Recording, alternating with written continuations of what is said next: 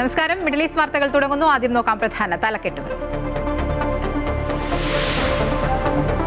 Thiruvananthapuram Kasaragod Silver Line പദ്ധതി റദ്ദ് ചെയ്ത് ഉത്തരവ് പുറപ്പെടുവിക്കാനുള്ള തീരുമാനമെടുത്തു.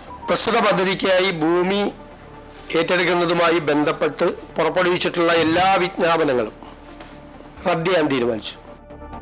സംസ്ഥാനത്തിന് സിൽവർ ലൈൻ പദ്ധതി ഇല്ല. എല്ലാ വിജ്ഞാപനവും സർക്കാർ റദ്ദാക്കി. മഞ്ഞക്കുറ്റികൾ മാറ്റും. കേസുകൾ പിൻവലിക്കാൻ ശുപാർശ ചെയ്യും. സ്വാഗതം ചെയ്ത് സമരസമിതി.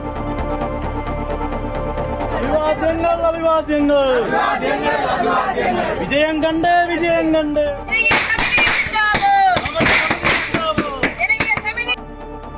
PSC റാങ്ക് ലിസ്റ്റുകളുടെ കാലാവധി നീട്ടാൻ മന്ത്രിസഭാ തീരുമാനം. ചികിത്സാ പിഴവിൽ മരിച്ച വേണുവിന്റെ കുടുംബത്തിന് 5 ലക്ഷം രൂപ നഷ്ടപരിഹാരം നൽകും.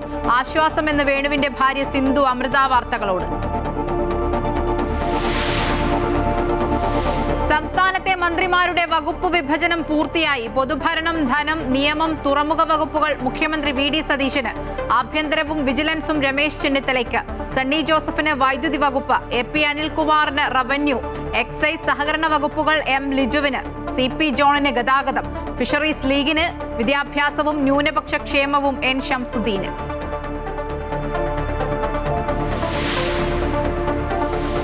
ഇന്ത്യ ഇറ്റലി ബന്ധം കൂടുതൽ ശക്തമാക്കാൻ ധാരണ. പ്രതിരോധം, ഉൽപാദനം, ലോജിസ്റ്റിക്സ്, സമുദ്രമേഖലകളിൽ വൻ സഹകരണം നടത്തുമെന്ന് പ്രധാനമന്ത്രി നരേന്ദ്രമോദി. ഭീകരവാദം തടയാൻ സംയുക്ത പദ്ധതി. ട്രംപിന് പിന്നാലെ റഷ്യൻ പ്രസിഡന്റ് വ്ളാഡിമിർ പുടിൻ ചൈനയിൽ. ഷീ ജിൻപിങ്ങുമായി കൂടിക്കാഴ്ച നടത്തി.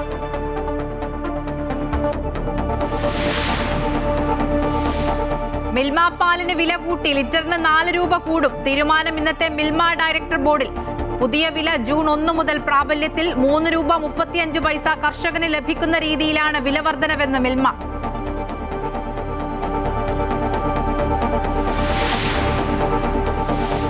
UAE ജയിലുകളിൽ നിന്ന് 956 തടവുകാരെ മോചിപ്പിക്കാൻ president Sheikh Mohammed bin Zayed Al നഹ്യാന്റെ ഉത്തരവ്.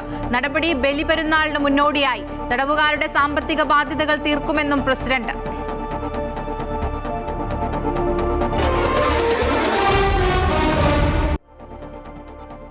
തിരുവനന്തപുരം കാസർഗോഡ് സിൽവർ ലൈൻ പദ്ധതി റദ്ദാക്കി. ഭൂമി ഏറ്റെടുക്കൽ ഉൾപ്പെടെ പദ്ധതിയുമായി ബന്ധപ്പെട്ട എല്ലാ വിജ്ഞാപനവും റദ്ദാക്കിയെന്ന് മുഖ്യമന്ത്രി VD സതീശൻ അറിയിച്ചു. പോലീസ് കേസുകൾ പിൻവലിക്കാനുള്ള ശുപാർശ സർക്കാർ കോടതിയിൽ സമർപ്പിക്കും. മഞ്ഞക്കുറ്റി നീക്കം ചെയ്യാൻ റവന്യൂ വകുപ്പിന് നിർദ്ദേശം നൽകിയെന്നും മുഖ്യമന്ത്രി വാർത്താ സമ്മേളനത്തിൽ അറിയിച്ചു.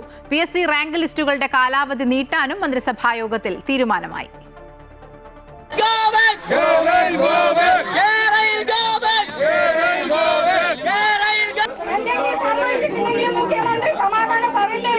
കേരളത്തിന്റെ സാമൂഹ്യ പാരിസ്ഥിതിക ഭൂമികയിൽ ആശങ്കയായി മാറിയ മഞ്ഞക്കുറ്റികൾ ഇനി ചരിത്രം. തിരുവനന്തപുരം കാസർഗോഡ് സിൽവർ ലൈൻ പദ്ധതി റദ്ദ് ചെയ്ത് ഉത്തരവ് പുറപ്പെടുവിക്കാനുള്ള തീരുമാനമെടുത്തു. പ്രസ്തുത പദ്ധതിക്കായി ഭൂമി ഏറ്റെടുക്കുന്നതുമായി ബന്ധപ്പെട്ട് പുറപ്പെടുവിച്ചിട്ടുള്ള എല്ലാ വിജ്ഞാപനങ്ങളും റദ്ദ് ചെയ്യാൻ തീരുമാനിച്ചു. സിൽവർ ലൈനിന് പകരം സ്പീഡ് കോറിഡോർ, അതിവേഗ ഇടനാഴി എന്നിവയും പരിഗണനയിലുണ്ട്. പ്രായോഗികമല്ലാത്തതുകൊണ്ടാണ് സിൽവർ ലൈൻ വേണ്ടെന്ന് വെച്ചതെന്നും UDF സബ് കമ്മിറ്റി പഠിച്ച് വിശദമായ റിപ്പോർട്ടിന്റെ അടിസ്ഥാനത്തിലാണ് പദ്ധതി വേണ്ടെന്ന് വെച്ചതെന്നും സതീശൻ പറഞ്ഞു. PSC റാങ്ക് ലിസ്റ്റ് നീട്ടിയതും ആശ്വാസമായി.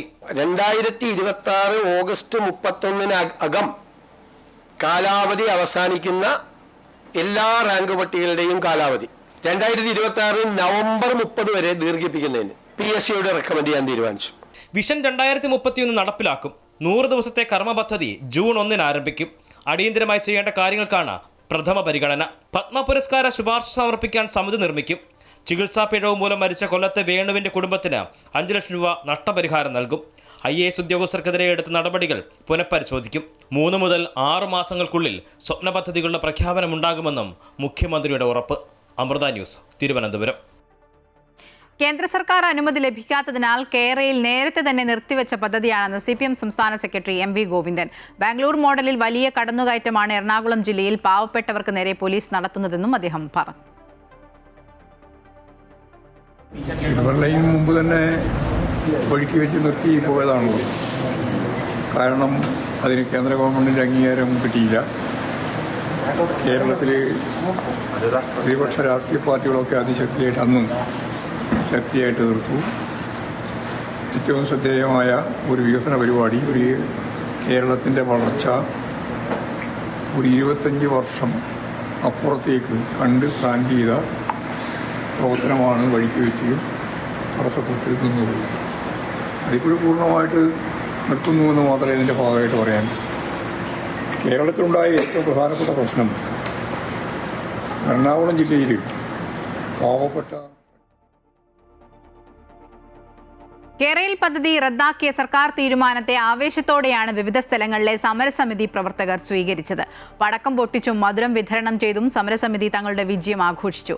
മുഖ്യമന്ത്രി VD സതീശനുമായി നടത്തിയ ആദ്യ കൂടിക്കാഴ്ചയിൽ തന്നെ പദ്ധതി റദ്ദാക്കുമെന്ന് ഉറപ്പ് ലഭിച്ചിരുന്നതായി സമരസമിതിയുടെ എറണാകുളം ജില്ലാ വൈസ് പ്രസിഡന്റ് പറഞ്ഞു.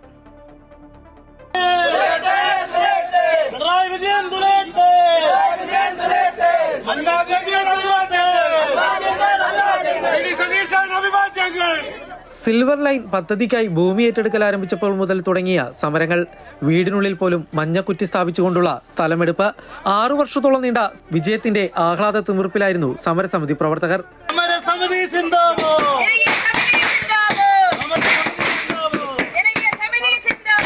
സിൽവർ ലൈൻ പദ്ധതിക്കെതിരെ മധ്യ കേരളത്തിൽ ഏറ്റവും വലിയ സമരം നടന്നതിൽ ഒന്ന് കോട്ടയം ചങ്ങനാശ്ശേരി മാടപ്പള്ളിയിലാണ്.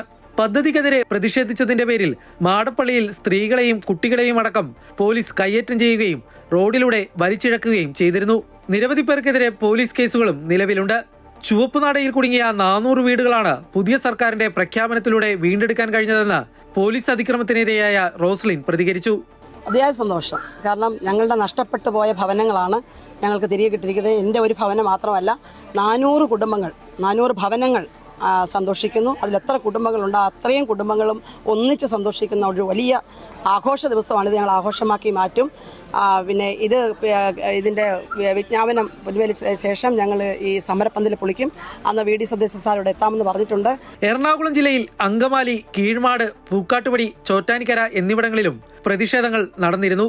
മുഖ്യമന്ത്രി VD സതീശനുമായി നടത്തിയ ആദ്യ കൂടിക്കാഴ്ചയിൽ തന്നെ പദ്ധതി റദ്ദാക്കുമെന്ന ഉറപ്പ് ലഭിച്ചിരുന്നതായി സമരസമിതിയുടെ എറണാകുളം ജില്ലാ വൈസ് പ്രസിഡന്റ് രാജൻ പറഞ്ഞു. ഇന്നലെ ഉച്ചകഴിഞ്ഞ് ഞങ്ങൾ അദ്ദേഹത്തെ ഓഫീസിൽ പോയി സന്ദർശിക്കുകയും സമരസമിതിയുടെ പേരിലുള്ള മെമ്മോറാണ്ടം അദ്ദേഹത്തിന് നൽകുകയും ആ മെമ്മോറാണ്ടം സ്വീകരിച്ച ഉടനെ തന്നെ അദ്ദേഹം വേണ്ടത് ചെയ്യാമെന്ന് ആ കാര്യത്തിൽ ഉറപ്പ് നൽകുകയും ചെയ്തിരുന്നു. ചെങ്ങന്നൂർ കൊഴുവല്ലൂരിലെ തങ്കമ്മയുടെ വീട് പൊളിച്ചു നീക്കിയാണ് അന്നത്തെ സർക്കാർ കുറ്റി നാട്ടിയിരുന്നത്. വീട് പൊളിച്ചു നീക്കിയെങ്കിലും പുതിയ വീട് നിർമ്മിച്ചു നൽകുമെന്ന മന്ത്രി സജി ചെറിയാന്റെ വാഗ്ദാനവും വെറുതെയായി. പിന്നീട് സമരസമിതിയുടെ നേതൃത്വത്തിലാണ് തങ്കമ്മയ്ക്ക് വീട് നിർമ്മിച്ചു നൽകിയത്. പുതിയ സർക്കാരിന്റെ തീരുമാനത്തിൽ സന്തോഷമുണ്ടെന്ന് തങ്കമ്മ പ്രതികരിച്ചു. എൻ്റെ അനുവാദം എൻ്റെ പേര് കിടക്കുന്ന വസ്തുവിനകത്ത് കല്ലിടാൻ പറ്റത്തില്ല എന്ന് പറഞ്ഞ് ഞാൻ ശക്തമായി എതിർത്തു. അന്നിരുന്ന വനിതാ പോലീസൊക്കെ എന്നെ ഞെക്കി. അപ്പോൾ ഇവിടെ എൻ്റെ അടുത്ത് നിന്നവരൊക്കെ തോമസ് ജയപ്രകാശ് സാറൊക്കെ എന്നെ പിടിച്ചു. അല്ലെങ്കിൽ ഞാൻ മറിഞ്ഞ് ബോധം കെട്ട് വീണേനുമായിരുന്നു. അത്രമേൽ അനുഭവിച്ചതാണ് ഈ കുറ്റി വിട്ടപ്പോൾ. ഒത്തിരി നന്ദിയുണ്ട്. വിവിധ ബ്യൂറോകൾക്കൊപ്പം അമൃത ന്യൂസ്, കൊച്ചി. സർക്കാർ അടിയന്തര ധനസഹായം പ്രഖ്യാപിച്ചതിൽ ആശ്വാസമുണ്ടെന്ന് ചികിത്സാ പിഴവ് മൂലം മരണപ്പെട്ട വേണുവിന്റെ ഭാര്യ സിന്ധു. ചികിത്സാ പിഴവ് വരുത്തിയ ആരോഗ്യ പ്രവർത്തകർക്കെതിരെ നടപടികൾ ഉണ്ടാകണം. ഒപ്പം തന്റെ വിദ്യാഭ്യാസ യോഗ്യതകൾക്കനുസരിച്ച് ഒരു സർക്കാർ ജോലി നൽകുന്നതിന് ആവശ്യമായ നടപടികളും സർക്കാർ സ്വീകരിക്കണമെന്ന് സിന്ധു ആവശ്യപ്പെട്ടു. എൻ്റെ വിദ്യാഭ്യാസ യോഗ്യതയ്ക്കനുസരിച്ച് ഒരു ജോലി, ഒരു സ്ഥിര വരുമാനം വേണം എന്ന് ഞാൻ പരാതിയിൽ പറഞ്ഞിട്ടുണ്ടായിരുന്നു. എന്നാലും ഒരു ആശ്വാസം എന്ന രീതിയിൽ എനിക്കിപ്പോൾ ഈ ഒരു ധനസഹായം ലഭിച്ചു. ഒരുപാട് സന്തോഷം തോന്നി. അദ്ദേഹത്തിൻ്റെ ആഗ്രഹത്തിന് ഞാൻ എത്തിക്കും എൻ്റെ മക്കളെ. ഇല്ലെങ്കിൽ അദ്ദേഹത്തിൻ്റെ ആത്മാവിനൊരു മോക്ഷം കിട്ടത്തില്ല. 2025 നവംബർ 5-നാണ് കൊല്ലം പന്മന സ്വദേശിയായ വേണു തിരുവനന്തപുരം മെഡിക്കൽ കോളേജിൽ വെച്ച് മരണപ്പെട്ടത്. ഹൃദ്രോഗത്തെ തുടർന്ന് മെഡിക്കൽ കോളേജ് ആശുപത്രിയിൽ പ്രവേശിപ്പിച്ച വേണു 5-ാം ദിവസമാണ് മരിച്ചത്. മതിയായ ചികിത്സ കിട്ടാതെയാണ് വേണു മരിച്ചതെന്ന പരാതിയുമായി ഭാര്യ സിന്ധു മുന്നോട്ട് വന്നു. സംഭവത്തിൽ മെഡിക്കൽ വിദ്യാഭ്യാസ ജോയിന്റ് ഡയറക്ടറുടെ നേതൃത്വത്തിൽ അന്വേഷണം നടത്തിയെങ്കിലും പ്രോട്ടോകോൾ പ്രകാരമുള്ള ചികിത്സ നൽകിയെന്നായിരുന്നു ഡോക്ടർമാരുടെ മൊഴി. വേണുവിന്റെ കുടുംബത്തെ വിളിപ്പിച്ച് പലതവണ മൊഴിയെടുപ്പും നടത്തി. എന്നാൽ ചികിത്സ സംബന്ധിച്ച പ്രശ്നങ്ങൾ ഇല്ലെന്ന നിഗമനത്തിലാണ് അന്വേഷണ സംഘം ആരോഗ്യമന്ത്രിക്ക് റിപ്പോർട്ട് നൽകിയത്. ഇതിനിടെ ആരോഗ്യനിലയെക്കുറിച്ചും ചികിത്സയെക്കുറിച്ചും ആശങ്ക അറിയിച്ചുകൊണ്ട് മരണപ്പെടുന്നതിനു മുൻപ് വേണു ബന്ധുവിനയച്ച ഓഡിയോ സന്ദേശവും പുറത്തു വന്നിരുന്നു. പക്ഷേ കുറ്റക്കാർക്കെതിരെ നടപടിയെടുക്കാൻ ആരോഗ്യവകുപ്പ് തയ്യാറായില്ല. എന്നാൽ പിന്നീട് താൻ നേരിട്ടത് രാഷ്ട്രീയ പകപോക്കലായിരുന്നു എന്നും സിന്ധു പറഞ്ഞു. ഞാൻ ഇവരോടൊപ്പം നിൽക്കുന്നതുകൊണ്ട് ഞങ്ങൾ ആ കുട്ടിക്ക് ജോലി കൊടുക്കാൻ തീരുമാനിച്ചായിരുന്നു, ധനസഹായം കൊടുക്കാൻ തീരുമാനിച്ചു. പക്ഷേ ഞങ്ങളോടൊപ്പം നിൽക്കാതെ അവരോടൊപ്പം നിന്നു. അതുകൊണ്ട് ഞങ്ങൾ അനുവദിച്ചത് മൊത്തത്തിൽ ഞങ്ങൾ ബ്ലോക്ക് ചെയ്തു എന്നാണ് പറഞ്ഞത്. സംഭവം ചികിത്സാ പിഴവ് മൂലം എന്ന് കണ്ടെത്തിയതോടെയാണ് വേണുവിന്റെ കുടുംബത്തിന് 5 ലക്ഷം രൂപ ധനസഹായം നൽകാൻ മുഖ്യമന്ത്രി വി.ഡി. സതീശൻ ക്യാബിനറ്റ് യോഗത്തിൽ തീരുമാനമെടുത്തത്. ഏതായാലും ക്യാബിനറ്റ് യോഗം കഴിഞ്ഞിട്ടുള്ള ഒരു പ്രഖ്യാപനം വന്നപ്പോൾ തന്നെ ഈ കുടുംബത്തിനൊരു ആശ്വാസമാണ്. ധനസഹായം ലഭിക്കും എന്നുള്ള ഈ കുടുംബത്തിൻ്റെ അവസ്ഥകൾക്ക് അതൊരു ആശ്വാസമാണ്. ഒപ്പം തന്നെ അവർ ആഗ്രഹിക്കുന്നത് ഇതിലാവശ്യമായ കൃത്യമായ ഒരു നിയമ നടപടികൾ ഉണ്ടാകേണ്ടതുണ്ട് എന്നുള്ള കാര്യം തന്നെയാണ്. അതുതന്നെയാണ് പൊതുജനങ്ങൾക്കും നമുക്കുമൊക്കെ പ്രാർത്ഥിക്കാനും പറയാനുമുള്ളത്. പ്രതിഭാളത്തുകൊണ്ടൊപ്പം സുധീഷ്, അമൃത ന്യൂസ്, കൊല്ലം. വി.ഡി. സതീശന്റെ നേതൃത്വത്തിലുള്ള UDF സർക്കാരിൽ മന്ത്രിമാരുടെ വകുപ്പ് വിഭജനം പൂർത്തിയായി. സർക്കാർ അധികാരമേറ്റ് 3 ദിവസമായിട്ടും മന്ത്രിമാരുടെ വകുപ്പുകൾ സംബന്ധിച്ചുള്ള വിജ്ഞാപനം പുറത്തിറങ്ങിയിരുന്നില്ല. വകുപ്പ് വിഭജനത്തിൽ തർക്കം തുടരുന്നതായിരുന്നു പ്രതിസന്ധിക്ക് കാരണം. ഒടുവിൽ കാത്തിരിപ്പുകൾക്ക് വിരാമമിട്ട വി.ഡി. സതീശൻ മന്ത്രിസഭയിലെ അംഗങ്ങളുടെ സമ്പൂർണ്ണ വകുപ്പ് വിഭജനം ഔദ്യോഗികമായി പൂർത്തിയായി. ആദ്യഘട്ടത്തിൽ പ്രചരിച്ചിരുന്ന വകുപ്പുകളുടെ പട്ടികയിൽ നിന്നും വലിയ രീതിയിലുള്ള മാറ്റമാണ് അന്തിമ പട്ടികയിലുള്ളത്. സുപ്രധാന വകുപ്പുകളായ പൊതുഭരണം, ധനം, നിയമം, തുറമുഖം എന്നീ വകുപ്പുകൾ മുഖ്യമന്ത്രി വി.ഡി. സതീശൻ കൈകാര്യം ചെയ്യും. P.K. കുഞ്ഞാലിക്കുട്ടി വ്യവസായ വകുപ്പും IT-യും കൈകാര്യം ചെയ്യും. UDF-ലെ മുതിർന്ന നേതാവായ രമേശ് ചെന്നിത്തല ആഭ്യന്തരവും വിജിലൻസും കൈകാര്യം ചെയ്യും. നേരത്തെ സണ്ണി ജോസഫിന് റവന്യൂ വകുപ്പ് നൽകുമെന്നായിരുന്നു പറഞ്ഞിരുന്നതെങ്കിലും വൈദ്യുതി വകുപ്പാണ് അന്തിമമായി നൽകിയത്. റവന്യൂ വകുപ്പ് AP അനിൽകുമാർ കൈകാര്യം ചെയ്യും. കോൺഗ്രസിലെ യുവ നേതാവായ M. ലിജു എക്സൈസ്, സഹകരണ വകുപ്പുകൾ കൈകാര്യം ചെയ്യും. മുസ്ലിം ലീഗിന് ഫിഷറീസ് വകുപ്പ് നൽകുന്നതിനെതിരെ കനത്ത പ്രതിഷേധങ്ങൾ ഉയർന്നിരുന്നു. എന്നാൽ അന്തിമ വിജ്ഞാപനത്തിൽ മാറ്റങ്ങളൊന്നും വരുത്താതെ V.E. അബ്ദുൽ ഗഫൂറിനെ തന്നെ ഫിഷറീസ് മന്ത്രിയായി പ്രഖ്യാപിച്ചു. K. മുരളീധരൻ ആരോഗ്യവും ദേവസ്വവും കൈകാര്യം ചെയ്യും. മോൻസ് ജോസഫ് ജലവിഭവ വകുപ്പ് മന്ത്രിയാണ്. ഷിബു ബേബി ജോണാണ് വനം വകുപ്പ് മന്ത്രി.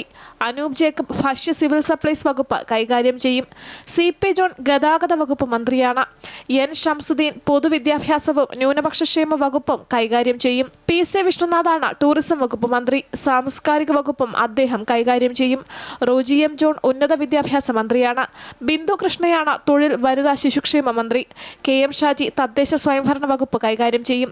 P.K. ബഷീർ പൊതുമരാമത്ത് മന്ത്രിയാണ്. T. സിദ്ദിഖ് കൃഷി വകുപ്പും K. A. തുളസി പിന്നോക്കക്ഷേമ വകുപ്പും കൈകാര്യം ചെയ്യും. O.J. ജനീഷാണ് യുവജനക്ഷേമ വകുപ്പ് മന്ത്രി. അമൃത ന്യൂസ്, തിരുവനന്തപുരം. വി.ഡി. സതീശൻ മുഖ്യമന്ത്രിയായ 16-ാം നിയമസഭയുടെ പ്രോട്ടേം സ്പീക്കറായി G. സുധാകരൻ ചുമതലയേറ്റു. രാജ്ഭവനിൽ നടന്ന ചടങ്ങിൽ G. സുധാകരൻ MLA ആയും പ്രോട്ടേം സ്പീക്കറായും സത്യപ്രതിജ്ഞ ചെയ്തു. ഗവർണർ രാജേന്ദ്ര വിശ്വനാഥ് ആർലേക്കർ സത്യവാചകം ചൊല്ലിക്കൊടുത്തു. മുഖ്യമന്ത്രി വി.ഡി. സതീശൻ ഉൾപ്പെടെയുള്ള മന്ത്രിമാർ ചടങ്ങിൽ പങ്കെടുത്തു. നാളെ നിയമസഭയിൽ MLA-മാർ പ്രോട്ടേം സ്പീക്കറുടെ മുന്നിലാണ് സത്യപ്രതിജ്ഞ ചെയ്യുന്നത്. മറ്റന്നാൾ നടക്കുന്ന സ്പീക്കർ തെരഞ്ഞെടുപ്പിനും പ്രോട്ടേം സ്പീക്കറാണ് നേതൃത്വം നൽകുന്നത്. സഭയിലെ ഏറ്റവും മുതിർന്ന അംഗം എന്ന നിലയിലാണ് അമ്പലപ്പുഴ MLA G. സുധാകരനെ പ്രോട്ടേം സ്പീക്കറായി തെരഞ്ഞെടുത്തത്. ഭീകരവാദം തടയാൻ സംയുക്ത പദ്ധതിയുമായി ഇന്ത്യയും ഇറ്റലിയും അടുത്ത 5 വർഷത്തേക്കുള്ള സംയുക്ത കർമ്മ പദ്ധതി പ്രഖ്യാപിച്ചു. റോമിൽ വെച്ച് ഇറ്റാലിയൻ പ്രധാനമന്ത്രി ജോർജിയ മെലോണിയുമായി നടത്തിയ സുപ്രധാന ചർച്ചകൾക്ക് ശേഷമാണ് ഇന്ത്യൻ പ്രധാനമന്ത്രി നരേന്ദ്രമോദി പ്രഖ്യാപനം നടത്തിയത്. ഇറ്റാലിയൻ പ്രധാനമന്ത്രി ജോർജിയ മെലോണിയുമായി റോമിൽ നടത്തിയ സംയുക്ത വാർത്താ സമ്മേളനത്തിലാണ് ഇരു നേതാക്കളും ഇക്കാര്യം വ്യക്തമാക്കിയത്. പ്രതിരോധം, നവീകരണം തുടങ്ങിയ വിവിധ മേഖലകളിൽ ഇരു രാജ്യങ്ങളും സഹകരണം വർദ്ധിപ്പിക്കുമെന്നും തന്ത്രപ്രധാന പങ്കാളിത്തം കൂടുതൽ ദൃഢമാക്കുമെന്നും നേതാക്കൾ അറിയിച്ചു. യൂറോപ്യൻ യൂണിയനിൽ ഇന്ത്യയുടെ 4ാമത്തെ വലിയ വ്യാപാര പങ്കാളിയാണ് ഇറ്റലി. ചൈനീസ് പ്രസിഡന്റ് ഷി ജിൻപിങ്ങും റഷ്യൻ പ്രസിഡന്റ് വ്ളാഡിമിർ പുടിനും തമ്മിൽ ബീജിംഗിൽ കൂടിക്കാഴ്ച നടത്തി. ഇരു രാജ്യങ്ങളും തമ്മിലുള്ള തന്ത്രപരമായ പങ്കാളിത്തം കൂടുതൽ ശക്തമാക്കുന്നതിനെക്കുറിച്ച് നേതാക്കൾ ചർച്ച നടത്തിയതായാണ് വിവരം. തായ്വാൻ വിഷയം, ആണവോർജ്ജം, ഗ്യാസ് പൈപ്പ് ലൈൻ പദ്ധതികൾ എന്നിവയും ചർച്ചയായി. എന്നാൽ പ്രധാന കരാറുകളൊന്നും ഒപ്പുവച്ചതായി സൂചനയില്ല. മംഗോളിയ വഴി ചൈനയിലേക്ക് ഗ്യാസ് എത്തിക്കുന്ന പ്രകൃതിവാതക പൈപ്പ് ലൈനിനെ സംബന്ധിച്ച് ചൈനീസ് ഭരണകൂടവുമായി പൊതുധാരണയിലെത്തിയതായി റഷ്യ അറിയിച്ചു. പദ്ധതിയുടെ പ്രധാന വിശദാംശങ്ങളിലും സമയക്രമത്തിലും തീരുമാനമായില്ല.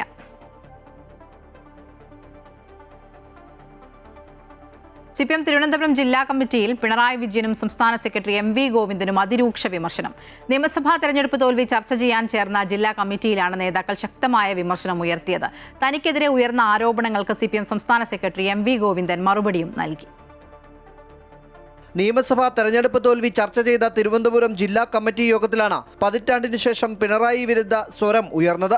മുഖ്യമന്ത്രിയായിരുന്ന പിണറായിയുടെ ധാർഷ്ട്യമാണ് പ്രധാന പരാജയ കാരണമെന്നും മുഖ്യമന്ത്രിയായുള്ള ശരീരഭാഷ സാധാരണക്കാരന് ഉൾക്കൊള്ളാൻ കഴിയാത്തതായിരുന്നുവെന്നും കമ്മിറ്റിയിൽ അഭിപ്രായം ഉയർന്നു. മുഖ്യമന്ത്രിയുടെ വീട്ടിൽ പോയി പറഞ്ഞാൽ മതിയെന്ന പരാമർശത്തിന് പല അർത്ഥങ്ങളുണ്ടെന്നും നേതാക്കൾ തുറന്നടിച്ചു. ഭരണവിരുദ്ധ വികാരം ശക്തമായിരുന്നുവെന്നും മുഖ്യമന്ത്രിയുടെ ഓഫീസിനെതിരെ അതിരൂക്ഷമായ വിമർശനവുമാണ് ജില്ലാ കമ്മിറ്റിയിൽ ഉയർന്നത്. ഓഫീസിൽ സാധാരണക്കാരന് പ്രവേശിക്കാൻ കഴിയുമായിരുന്നില്ലെന്നും വിമർശനം ഉയർന്നു. സംസ്ഥാന സെക്രട്ടറി MV ഗോവിന്ദനെതിരെ ഉയർന്ന ശരീരഭാഷ ശരിയല്ലെന്ന വിമർശനത്തിന് തന്റെ വീട്ടിൽ നിന്നും വരെ ഇതേ വിമർശനമുണ്ടായതായി സംസ്ഥാന സെക്രട്ടറി പറഞ്ഞു. കൂടുതൽ പക്വതയോടെ പെരുമാറുമെന്നും അദ്ദേഹം വ്യക്തമാക്കി. ഭാര്യ PK ശ്യാമളയുടെ സ്ഥാനാർത്ഥിത്വത്തെയും MV ഗോവിന്ദൻ ന്യായീകരിച്ചു. പ്രതിപക്ഷ നേതാവായി പിണറായി വിജയനെ തെരഞ്ഞെടുത്തതിനെതിരെ ഉയർന്ന ശബ്ദത്തിനും സംസ്ഥാന സെക്രട്ടറി മറുപടി നൽകി. സംസ്ഥാനത്ത് എല്ലാ ജില്ലകളിലും ചേരുന്ന യോഗങ്ങളിലും നേതൃത്വത്തിനെതിരെ അതിരൂക്ഷമായ വിമർശനമാണ് ഉയരുന്നത്. അമൃത ന്യൂസ്, തിരുവനന്തപുരം. സംസ്ഥാനത്ത് മിൽമ പാലിന്റെ വില ലിറ്ററിന് 4 രൂപ വീതം വർദ്ധിപ്പിക്കും. വില വർധനവ് അടുത്ത മാസം 1 മുതൽ പ്രാബല്യത്തിൽ വരും. 3 രൂപ 35 പൈസ കർഷകന് ലഭിക്കുന്ന രീതിയിലാണ് വില വർധനവെന്ന് മിൽമ അധികൃതർ അറിയിച്ചു. മിൽമ ഡയറക്ടർ ബോർഡ് യോഗമാണ് പാൽവില വർദ്ധിപ്പിക്കുന്ന തീരുമാനമെടുത്തത്. സർക്കാർ നിർദ്ദേശപ്രകാരം 4 രൂപയാണ് വർദ്ധിക്കുക. ഇതിൽ 3 രൂപ 35 പൈസ കർഷകർക്ക് ലഭിക്കും. അടുത്ത മാസം 1-ാം തീയതി മുതൽ വർധനവ് നിലവിൽ വരും. വില വർധനവിന് തിരഞ്ഞെടുപ്പിന് മുൻപ് തന്നെ LDF സർക്കാർ അംഗീകാരം നൽകിയിരുന്നു. നിലവിൽ മുഖ്യമന്ത്രിയുടെ അറിവോടെയാണ് വില വർധന. നമ്മൾ നേരത്തെ തന്നെ പാൽവില കൂട്ടാൻ പഴയ സർക്കാരുമായിട്ട് ഒരു ധാരണയിലെത്തുകയും പഴയ തീരുമാനമാണെങ്കിലും പുതിയ മുഖ്യമന്ത്രിയുടെ തന്നെ അനുവാദം അല്ലെങ്കിൽ അദ്ദേഹത്തിൻ്റെ തന്നെ ധാരണ തന്നിട്ടുണ്ട്. 4 രൂപ 1 ലിറ്റർ പാലിന് ജൂൺ മാസം 1-ാം തീയതി മുതൽ വില വർദ്ധിപ്പിക്കുന്നതിന് തീരുമാനമെടുത്തിട്ടുണ്ട്. 83.75% കർഷകർക്ക് 4 രൂപയിൽ നമ്മൾ കർഷകർക്ക് കൊടുക്കും. എന്ന് വെച്ചാൽ 3 രൂപ 35 പൈസ നമ്മൾ കർഷകർക്ക് കൊടുക്കും. 4 രൂപ വർദ്ധിക്കുന്നതോടെ 1 ലിറ്റർ പാലിന്റെ വില 56 രൂപയാകും. കർഷകരിൽ നിന്നും സംഭരിക്കുന്ന പാലിന് ലിറ്ററിന് 40 രൂപ 4 പൈസയ്ക്ക് പകരം 43 രൂപ 39 പൈസ ലഭിക്കും. പാൽ ഉൽപ്പന്നങ്ങൾക്കും വില വർദ്ധിക്കും. കഴിഞ്ഞ ഏപ്രിലിൽ ചേർന്ന യോഗത്തിൽ നിയമസഭാ തെരഞ്ഞെടുപ്പിന് ശേഷം വില വർദ്ധിപ്പിക്കാൻ തീരുമാനിച്ചിരുന്നു. പാൽ ഉൽപ്പന്നങ്ങളുടെ വില വർധനയിൽ ഉചിതമായ തീരുമാനം സ്വീകരിക്കാൻ മിൽമ MDയെ യോഗം ചുമതലപ്പെടുത്തി. അമൃത ന്യൂസ്, തിരുവനന്തപുരം. ബലിപെരുന്നാളിന് മുന്നോടിയായി UAEയിൽ രാജ്യത്തുടനീളമുള്ള ജയിലുകളിൽ നിന്ന് 956 തടവുകാരെ മോചിപ്പിക്കാൻ president Sheikh Mohammed bin Zayed Al Nahyan ഉത്തരവിട്ടു. ശിക്ഷാവിധിയുടെ ഭാഗമായ തടവുകാരുടെ സാമ്പത്തിക ബാധ്യതകൾ തീർക്കുമെന്ന് പ്രസിഡന്റ് വ്യക്തമാക്കി. കുടുംബ ഐക്യത്തെയും സമൂഹ സ്ഥിരതയും പിന്തുണയ്ക്കുന്നതിനൊപ്പം സമൂഹത്തിൽ പുതിയ ജീവിതം ആരംഭിക്കാൻ തടവുകാർക്ക് അവസരം നൽകുക എന്ന മാനുഷിക പരിഗണനയുടെ ഭാഗമായാണ് നടപടി. ബലിപെരുന്നാളിന് മുന്നോടിയായി രാജ്യത്ത് പതിവായി ഇത്തരത്തിലുള്ള മോചന ഉത്തരവുകൾ പ്രഖ്യാപിക്കാറുണ്ട്.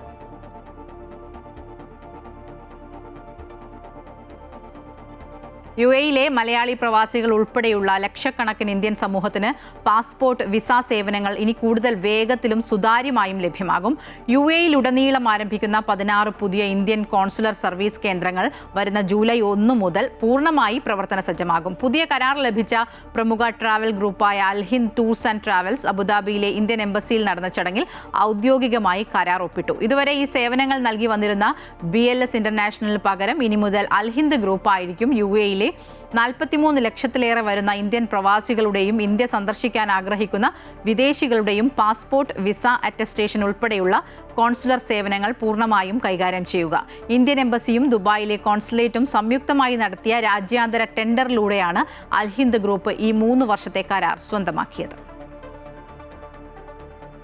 ദുബായ് കിരീടാവകാശിയും UAE ഉപപ്രധാനമന്ത്രിയും പ്രതിരോധ മന്ത്രിയുമായ Sheikh Hamdan bin Mohammed bin Rashid Al Maktoum Jebel Ali തുറമുഖം സന്ദർശിച്ച് DP വേൾഡ് അധികൃതരുമായി പ്രവർത്തന പുരോഗതി വിലയിരുത്തി. ജബൽ അലി റെയിൽ ടെർമിനൽ ഉൾപ്പെടെയുള്ള ഗതാഗത റെയിൽ വികസന പദ്ധതികളിലൂടെ കമ്പനി പ്രവർത്തനം വ്യാപിപ്പിക്കുകയാണെന്ന് അദ്ദേഹം അറിയിച്ചു. 80 രാജ്യങ്ങളിലായി പ്രവർത്തിക്കുന്ന DP വേൾഡ് ആഗോള വ്യാപാരത്തിന്റെ ഏകദേശം 10% കൈകാര്യം ചെയ്യുന്ന പ്രധാന സ്ഥാപനങ്ങളിലൊന്നാണെന്ന് ഹംദാൻ ബിൻ മുഹമ്മദ് വ്യക്തമാക്കി. കുവൈറ്റിൽ ബലിപെരുന്നാൾ അവധി പ്രഖ്യാപിച്ചു. മെയ് 26 മുതൽ മെയ് 31 വരെ 6 ദിവസങ്ങളിലായിരിക്കും അവധി. 6 ദിവസത്തെ അവധിക്ക് ശേഷം ജൂൺ 1 മുതൽ രാജ്യത്തെ എല്ലാ സർക്കാർ കാര്യാലയങ്ങളും പൊതുമേഖലാ സ്ഥാപനങ്ങളും പ്രവർത്തനം പുനരാരംഭിക്കും. മന്ത്രിസഭാ യോഗത്തിലാണ് തീരുമാനം പ്രഖ്യാപിച്ചത്. കുവൈറ്റിൽ ചികിത്സാ പിഴവ് സംഭവിച്ചെന്ന പരാതിയിൽ സ്വകാര്യ മേഖലയിൽ ജോലി ചെയ്യുന്ന വിദഗ്ധ ഡോക്ടറുടെ ലൈസൻസ് റദ്ദാക്കി. ഗുരുതരമായ ചികിത്സാ പിഴവ് നടന്നതായി തെളിഞ്ഞതിനെ തുടർന്നാണ് ആരോഗ്യമന്ത്രി ഡോക്ടർ അഹമ്മദ് അൽ-അവദി കേസ് ബന്ധപ്പെട്ട അധികാരികൾക്ക് കൈമാറിയത്. രോഗികളുടെ സുരക്ഷയും അവകാശങ്ങളും സംരക്ഷിക്കുന്നതിന്റെ ഭാഗമായി കർശനമായ നിയമവ്യവസ്ഥകൾ നടപ്പാക്കുന്നതിനുള്ള നടപടികളുടെ ഭാഗമായാണ് തീരുമാനം. മെഡിക്കൽ റെസ്പോൺസിബിലിറ്റി വിഭാഗത്തിന്റെ മേൽനോട്ടത്തിൽ നടത്തിയ സാങ്കേതിക നിയമപരമായ അന്വേഷണങ്ങൾ പൂർത്തിയായ ശേഷമാണ് കേസ് തുടർ നടപടികൾക്കായി കൈമാറിയതെന്ന് മന്ത്രാലയം വ്യക്തമാക്കി. ദുബായ് വിമാനത്താവളത്തിൽ യാത്രികർക്ക് വേറിട്ട സ്വീകരണവുമായി GDRFA വിമാനത്താവളത്തിൽ എത്തുന്ന പ്രവാസികളെയും സഞ്ചാരികളെയും നഗരത്തിന്റെ പ്രകൃതി ഭംഗിയിലേക്ക് വരവേൽക്കുക എന്ന ലക്ഷ്യത്തോടെയാണ് ഫ്ലെയിം ട്രീ സീസൺ എന്ന പ്രത്യേക പദ്ധതി ദുബായ് അന്താരാഷ്ട്ര വിമാനത്താവളത്തിലെ ടെർമിനൽ 3 മുന്നിൽ സംഘടിപ്പിച്ചത്. Dubai general director of identity and foreigners affairs ഒരുക്കിയ പ്രത്യേക ഫ്ലെയിം ട്രീ സീസൺ കമ്മ്യൂണിറ്റി സംരംഭം അന്താരാഷ്ട്ര യാത്രികർക്ക് പുത്തൻ ദൃശ്യാനുഭവവും സ്വീകരണവുമാണ് സമ്മാനിക്കുന്നത്. ഫ്ലെയിം ട്രീ സീസണിന്റെ ഭാഗമായി ടെർമിനൽ 3-ലെത്തുന്ന യാത്രികരുടെ പാസ്പോർട്ടുകളിൽ ഈ സീസണിന്റെ ഓർമ്മയ്ക്കായി പ്രത്യേകമായി രൂപകൽപ്പന ചെയ്ത ഫ്ലെയിം ട്രീ മുദ്ര പതിപ്പിച്ചു നൽകുന്നുണ്ട്. ഒപ്പം ഇമിഗ്രേഷൻ കൗണ്ടറുകളിലെ ഉദ്യോഗസ്ഥർ തങ്ങളുടെ ഔദ്യോഗിക വസ്ത്രത്തിൽ ഫ്ലെയിം ട്രീ പൂക്കളുടെ ബാഡ്ജുകൾ ധരിച്ചാണ് യാത്രികരെ സ്വീകരിക്കുന്നത്. കുവൈറ്റിൽ സുരക്ഷാ പരിശോധനകളിൽ നിന്നും രക്ഷപ്പെടാൻ പ്രായപൂർത്തിയാകാത്ത മകനെ കൂടെ കൂട്ടി ലഹരിമരുന്ന് കച്ചവടം ചെയ്ത പിതാവ് പിടിയിലായി. കുവൈറ്റ് ക്രിമിനൽ ഇൻവെസ്റ്റിഗേഷൻ ജനറൽ ഡിപ്പാർട്ട്മെന്റിലെ ഉദ്യോഗസ്ഥർ നടത്തിയ നീക്കത്തിനൊടുവിൽ മയക്കുമരുന്ന് കടത്ത് കേസിൽ 48 വയസ്സുകാരനായ ഒരാളെ അറസ്റ്റ് ചെയ്തു.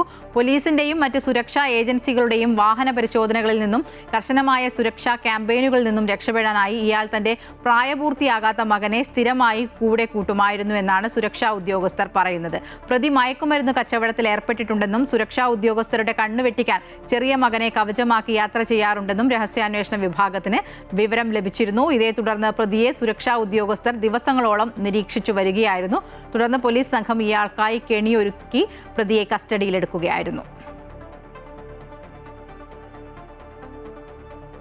കുവൈറ്റിൽ ജനറൽ ട്രാഫിക് ഡിപ്പാർട്ട്മെന്റും എമർജൻസി പോലീസും ചേർന്ന് നടത്തിയ പരിശോധനകളിൽ ഒരാഴ്ചയ്ക്കുള്ളിൽ 17,834 നിയമലംഘനങ്ങൾ കണ്ടെത്തി.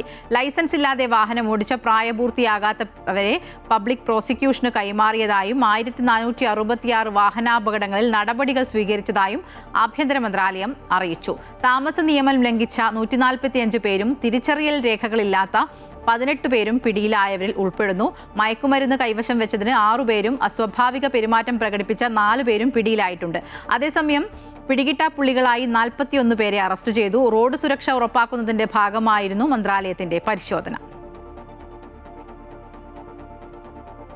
മക്കയിലും വിശുദ്ധ ഹറമിനുമടുത്തുള്ള സെൻട്രൽ ഏരിയയിലും പുണ്യസ്ഥലങ്ങളിലും ഹജ്ജ് തീർത്ഥാടകർ പതിവായി എത്തുന്ന എല്ലാ ജുമാ മസ്ജിദുകളിലും പള്ളികളിലും ബാങ്കിനും ഇഖാമത്തിനും ഇടയിലുള്ള കാത്തിരിപ്പ് സമയം കുറയ്ക്കാൻ ഇസ്ലാമിക ദുആ ഗൈഡൻസ് കാര്യമന്ത്രി ഷെയ്ഖ് ഡോക്ടർ അബ്ദുൽ ലത്തീഫ് ആലു ഷെയ്ഖ് നിർദ്ദേശിച്ചു. ഹജ്ജ് സീസണിൽ തീർത്ഥാടകരെ പരിചരിക്കാനും തിരക്ക് കുറയ്ക്കാനും അവരുടെ അനുഭവം സുഗമമാക്കാനുമുള്ള ശ്രമങ്ങളുടെ ഭാഗമാണിത്. പ്രഭാത നമസ്കാരത്തിനും ബാങ്കിനും ഇഖാമത്തിനും ഇടയിലുള്ള കാത്തിരിപ്പ് സമയം 15 മിനിറ്റായി നിർണയിച്ചിട്ടുണ്ട്. ദുഹ്ര, അസർ, മഗ്രിബ്, ഇജ നമസ്കാരങ്ങൾക്ക് ഇത് 5 മിനിറ്റായി കുറച്ചിരിക്കുന്നുണ്ട്. വെള്ളിയാഴ്ച ജുമുഅ ഗുതുബയും നമസ്കാരവും 15 മിനിറ്റിൽ കവിയരുതെന്നും നിർദ്ദേശമുണ്ട്. ഈ വർഷത്തെ ഹജ്ജ് വേളയിൽ പുണ്യസ്ഥലങ്ങളിൽ അത്യുഷ്ണം അനുഭവപ്പെടാൻ സാധ്യതയുണ്ടെന്ന് സൗദി ദേശീയ കാലാവസ്ഥാ നിരീക്ഷണ കേന്ദ്രം മുന്നറിയിപ്പ് നൽകി. മക്കയിലും പരിസരങ്ങളിലുമുള്ള പുണ്യസ്ഥലങ്ങളിൽ കാലാവസ്ഥാ വകുപ്പ് ഒരുക്കിയിട്ടുള്ള സജ്ജീകരണങ്ങൾ വിലയിരുത്താൻ നടത്തിയ സന്ദർശനത്തിനിടെ കേന്ദ്രം CEO doctor Ayman bin Salim ഗുലാമാണ് ഇക്കാര്യം വ്യക്തമാക്കിയത്. ദുൽഹജ്ജ് 1 മുതൽ 8 വരെയുള്ള ദിവസങ്ങളിൽ അന്തരീക്ഷം കടുത്ത ചൂടുള്ളതായിരിക്കുമെന്നും പകൽ സമയങ്ങളിൽ ശക്തമായ പൊടിക്കാറ്റിന് സാധ്യതയുണ്ടെന്നും അദ്ദേഹം പറഞ്ഞു. ദുൽഹജ്ജ് 1 മുതൽ 8 വരെയുള്ള ആദ്യഘട്ടത്തിൽ പുണ്യസ്ഥലങ്ങളിലെ കൂടിയ താപനില 44 ഡിഗ്രി സെൽഷ്യസ് മുതൽ 47 ഡിഗ്രി സെൽഷ്യസ് വരെ ഉയർന്നേക്കാം. ദുൽഹജ്ജ് 9 അറഫാ ദിനം മുതൽ ദുൽഹജ്ജ് 13 വരെയുള്ള ദിവസങ്ങളിലും പുണ്യസ്ഥലങ്ങളിൽ ചൂടേറിയ കാലാവസ്ഥ തന്നെയായിരിക്കും തുടരുക. ഹജ്ജ് വേളയിൽ വേണ്ടത്ര വെള്ളം കുടിച്ച് നിർജ്ജലീകരണം ഒഴിവാക്കണമെന്ന് നേരത്തെ കാലാവസ്ഥാ നിരീക്ഷണ കേന്ദ്രം മുന്നറിയിപ്പ് നൽകിയിരുന്നു. UAE-യിൽ വരും ദിവസങ്ങളിൽ ചൂട് നേരിയ തോതിൽ വർദ്ധിക്കുമെന്നും ശക്തമായ കാറ്റിനെ തുടർന്ന് പൊടിക്കാറ്റിന് സാധ്യതയുണ്ടെന്നും ദേശീയ കാലാവസ്ഥാ നിരീക്ഷണ കേന്ദ്രം അറിയിച്ചു. അന്തരീക്ഷം പൊതുവെ തെളിഞ്ഞതാണെങ്കിലും പൊടിപടലങ്ങൾ നിറഞ്ഞ അവസ്ഥയിലായിരിക്കും. മണിക്കൂറിൽ 40 കിലോമീറ്റർ വരെ വേഗത്തിൽ കാറ്റ് വീശാനും സാധ്യതയുള്ളതിനാൽ വാഹനം ഓടിക്കുന്നവർ ജാഗ്രത പാലിക്കണമെന്ന് അധികൃതർ നിർദ്ദേശിച്ചു. UAE-യുടെ യാത്രാമേഖലയിൽ വിപ്ലവകരമായ മാറ്റങ്ങൾക്ക് വഴിയൊരുക്കുന്ന ഇത്തിഹാദ് റെയിലിന്റെ ആദ്യ പാസഞ്ചർ സ്റ്റേഷൻ ഫുജൈറയിൽ പൂർത്തിയായി. ഈ വർഷം അവസാനത്തോടെ പൊതുജനങ്ങൾക്കായി സർവീസ് ആരംഭിക്കാനാണ് തീരുമാനം. അബുദാബിയിലെ അൽസില മുതൽ കിഴക്കൻ തീരത്തെ ഫുജൈറ വരെ 900 കിലോമീറ്റർ നീളത്തിലാണ് UAE-യുടെ ദേശീയ റെയിൽ ശൃംഖല വ്യാപിച്ചു കിടക്കുന്നത്. ഏറ്റവും ആധുനികവും സുഖപ്രദവുമായ യാത്രാ സൗകര്യങ്ങളാണ് ട്രെയിനിന്റെ ഉള്ളിൽ ഒരുക്കിയിരിക്കുന്നത്. ഗർഭിണികൾക്കും ഭിന്നശേഷിക്കാർക്കുമായി പ്രത്യേക മുൻഗണനാ സീറ്റുകളും സജ്ജീകരിച്ചിട്ടുണ്ട്. ടിക്കറ്റ് മെഷീനുകൾ ഉൾപ്പെടെ അത്യാധുനിക സൗകര്യങ്ങൾ സ്റ്റേഷനിൽ ഒരുക്കിയിട്ടുണ്ടെങ്കിലും ടിക്കറ്റ് നിരക്കുകൾ സംബന്ധിച്ച വിവരങ്ങൾ വരും ദിവസങ്ങളിൽ മാത്രമേ അധികൃതർ പുറത്തുവിടുകയുള്ളൂ. ആദ്യഘട്ടത്തിൽ അബുദാബിയിലെ മുഹമ്മദ് ബിൻ സായിദ് സിറ്റിയെയും ദുബായിലെ ജുമൈറ ഗോൾഫ് എസ്റ്റേറ്റിനെയും ഫുജൈറയിലെ അൽ ഹിലാൽ സിറ്റിയെയുമായിരിക്കും ഈ പാസഞ്ചർ ട്രെയിൻ ബന്ധിപ്പിക്കുക. ദേശീയ സുരക്ഷയും പ്രതിരോധശേഷിയും കേന്ദ്രീകരിച്ച് സംഘടിപ്പിക്കുന്ന international exhibition for national security and resilience പ്രദർശനം അബുദാബിയിൽ ശ്രദ്ധ നേടുന്നു. സുരക്ഷാ സാങ്കേതിക വിദ്യകൾ, സൈബർ സുരക്ഷാ സംവിധാനങ്ങൾ, ആർട്ടിഫിഷ്യൽ ഇന്റലിജൻസ് ഉപയോഗം എന്നിവയാണ് പ്രദർശനത്തിന്റെ പ്രധാന ആകർഷണം. വിവിധ രാജ്യങ്ങളിൽ നിന്നുള്ള സുരക്ഷാ ഏജൻസികളും സാങ്കേതിക സ്ഥാപനങ്ങളും പങ്കെടുക്കുന്ന പ്രദർശനത്തിൽ ആധുനിക നിരീക്ഷണ സംവിധാനങ്ങൾ, സൈബർ സുരക്ഷാ പരിഹാരങ്ങൾ എന്നിവ അവതരിപ്പിച്ചു. രാജ്യത്തെ വിവിധ സുരക്ഷാ വിഭാഗങ്ങളിലെ ഉന്നത ഉദ്യോഗസ്ഥർ പ്രദർശനം സന്ദർശിച്ചു. പൊതുസുരക്ഷയും ജീവിത നിലവാരവും മെച്ചപ്പെടുത്തുന്നതിൽ ഇത്തരം പ്രദർശനങ്ങൾ നിർണായകമാണെന്ന് അധികൃതർ വ്യക്തമാക്കി. നാളെയുടെ സുരക്ഷ ഇന്ന് തന്നെ എന്ന സന്ദേശവുമായി നടക്കുന്ന പ്രദർശനം നാളെ സമാപിക്കും. വെസ്റ്റേൺ ഇന്റർനാഷണൽ ഗ്രൂപ്പിന് കീഴിലുള്ള അൽ വഫ ഹൈപ്പർ മാർക്കറ്റ് ഗ്രൂപ്പിന്റെ ഏറ്റവും പുതിയ ശാഖ സൗദിയിലെ ദമാം ഫൈസലിയ അന്നദയിൽ പ്രവർത്തനം ആരംഭിച്ചു. പ്രമുഖ വ്യവസായി Abdul Aziz Abdul Karim Al Kharji നാടമുറിച്ച് ഹൈപ്പർ മാർക്കറ്റ് ജനങ്ങൾക്കായി തുറന്നുകൊടുത്തു. അൽ വഫ ഗ്രൂപ്പ് ഡയറക്ടർമാരായ Siddique Koroth, Muhammad Koroth, Majid Koroth, Abdul Nasser, chief procurement officer Nasser, chief marketing officer Fahad Mayon, PRO Rafi, finance head Abdul Sathar, HR head Jaleel, chamber പ്രതിനിധി എന്നിവർ ചടങ്ങിൽ സംബന്ധിച്ചു. സൗദി അറേബ്യയിലെ 14ാമത്തെയും ദമാം റീജിയനിലെ 3ാമത്തെയും ഔട്ട്ലെറ്റാണ് ദമാം അന്നദ ഫൈസലിയയിൽ ഇതോടെ യാഥാർത്ഥ്യമായിരിക്കുന്നത്. ഏകദേശം 50,000 ചതുരശ്ര അടി വിസ്തീർണമുള്ള ഹൈപ്പർ മാർക്കറ്റിൽ ഒരേ സമയം 500ഓളം വാഹനങ്ങൾ പാർക്ക് ചെയ്യാവുന്ന വിശാലമായ സൗകര്യമാണ് ഒരുക്കിയിട്ടുള്ളത്. ഗുണമേന്മയുള്ള ഉൽപ്പന്നങ്ങൾ മിതമായ നിരക്കിൽ ജനങ്ങളിൽ എത്തിക്കുക എന്നതാണ് അൽ വഫയുടെ പ്രഖ്യാപിത ലക്ഷ്യമെന്ന് മാനേജ്മെന്റ് വ്യക്തമാക്കി. പ്രമുഖ മാധ്യമ സ്ഥാപനമായ ദി വാഷിംഗ്ടൺ പോസ്റ്റിന്റെ ഉപദേശക വിഭാഗമായ വാഷിംഗ്ടൺ പോസ്റ്റ് ഇന്റലിജൻസ് തങ്ങളുടെ ആർട്ടിഫിഷ്യൽ ഇന്റലിജൻസ് ആൻഡ് ടെക്നോളജി കൗൺസിലിലേക്ക് Lulu financial holdings managing director Adeeb അഹമ്മദിനെ തെരഞ്ഞെടുത്തു. ആർട്ടിഫിഷ്യൽ ഇന്റലിജൻസ്, ഡിജിറ്റൽ പരിവർത്തനം എന്നിവയിലൂടെ ആഗോള നയരൂപീകരണത്തിനും വ്യവസായ നവീകരണത്തിനുമായി അന്താരാഷ്ട്ര തലത്തിൽ പ്രവർത്തിക്കുന്ന പ്രമുഖരുടെ കൂട്ടായ്മയാണിത്. ദീർഘവീക്ഷണമുള്ള ഭരണാധികാരികളുടെ പിന്തുണയോടെ GCC ഉൾപ്പെടെയുള്ള മിഡിൽ ഈസ്റ്റ് മേഖല ഈ രംഗത്ത് അതിവേഗം മുന്നേറുകയാണ്. ആഗോള ബിസിനസിന്റെയും സാമ്പത്തിക രംഗത്തിന്റെയും കേന്ദ്രമായ ഈ പ്രദേശത്തു നിന്നുള്ള അനുഭവങ്ങൾ കൗൺസിലിൽ പങ്കുവയ്ക്കാൻ ഈ നിയമനം സഹായിക്കുമെന്ന് അദ്ദേഹം പറഞ്ഞു. സൗദിയിലെ ബുറൈദയിൽ നൈറ്റ് ഡെവിൾസ് ക്ലബിന്റെ പുതിയ ഭാരവാഹികളെ തിരഞ്ഞെടുത്തു. ബുറൈദയിലെ സൈൻ കൺവെൻഷൻ സെന്ററിൽ വെച്ചാണ് പുതിയ കമ്മിറ്റി രൂപീകരണ യോഗം നടന്നത്. Hasir CK president, Manuraj general secretary, Shijas treasurer എന്നിവരാണ് പ്രധാന ഭാരവാഹികൾ. മയാസ്, ഉനൈസ് പാറമ്മൽ, താഹിർ KT, മുനീർ വാരിക്കോട്ടിൽ, ഷമീർ കണ്ണൂർ എന്നിവരെ സഹഭാരവാഹികളായും തെരഞ്ഞെടുത്തു. കുവൈറ്റിലെ പ്രമുഖ പ്രവാസി സംഘടനയായ ഭാരതീയ പ്രവാസി പരിഷത്ത് പുതിയ പ്രവർത്തന വർഷത്തേക്കുള്ള സെൻട്രൽ കമ്മിറ്റി, ഏരിയ കമ്മിറ്റി ഭാരവാഹികളെയും കമ്മിറ്റി അംഗങ്ങളെയും പ്രഖ്യാപിച്ചു. യോഗത്തിൽ ജനറൽ സെക്രട്ടറി വാർഷിക റിപ്പോർട്ടും ട്രഷറർ സാമ്പത്തിക റിപ്പോർട്ടും അവതരിപ്പിച്ചു.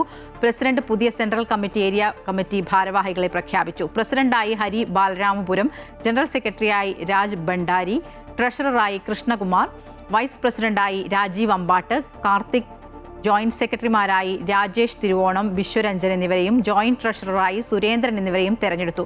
വരും പ്രവർത്തന വർഷവും കൂടുതൽ സാമൂഹ്യ പ്രവർത്തനങ്ങളുമായി മുന്നോട്ടു പോകുമെന്ന് പുതിയ നേതൃത്വം അറിയിച്ചു. കഴിഞ്ഞ 10 വർഷമായി കുവൈറ്റിലും കേരളത്തിലും ജീവകാരുണ്യ പ്രവർത്തനങ്ങളിൽ സജീവമായ ലാൽ കയേഴ്സ് കുവൈറ്റിന്റെ 10ാമത് വാർഷിക പൊതുയോഗം അബ്ബാസിയയിൽ വെച്ച് നടന്നു. പ്രസിഡന്റ് രാജേഷ് ആർജെയുടെ അധ്യക്ഷതയിൽ തുടങ്ങിയ യോഗത്തിൽ ജനറൽ സെക്രട്ടറി ഷിബിൻ ലാൽ പ്രവർത്തനങ്ങളെപ്പറ്റി വിശദീകരിക്കുകയും ജോയിന്റ് ട്രഷറർ സാമ്പത്തിക കണക്കുകൾ അവതരിപ്പിക്കുകയും ചെയ്തു. അഡ്വൈസറി ബോർഡ് അംഗങ്ങളായ ജേക്കബ് തമ്പി 2026-27 വർഷത്തെ ഭാരവാഹികളെ പ്രഖ്യാപിക്കുകയും മനോജ് മാവേലിക്കര ആശംസകൾ നേരുകയും ചെയ്തു. 2026-27 വർഷത്തെ ഭാരവാഹികളായി രാജേഷ് ആർജെ പ്രസിഡന്റായും, ജോസഫ് സെബാസ്റ്റ്യനെ വൈസ് പ്രസിഡന്റായും, ഷിബിൻ ലാലിനെ ജനറൽ സെക്രട്ടറിയായും, ജിഷ അനുവിനെ ജോയിന്റ് സെക്രട്ടറിയായും, അനീഷ് സി നായരെ ട്രഷററായും തെരഞ്ഞെടുത്തു. വരും വർഷം നടത്താനിരുന്ന ജീവകാരുണ്യ പ്രവർത്തനങ്ങളെക്കുറിച്ചും യോഗം ചർച്ച ചെയ്തു.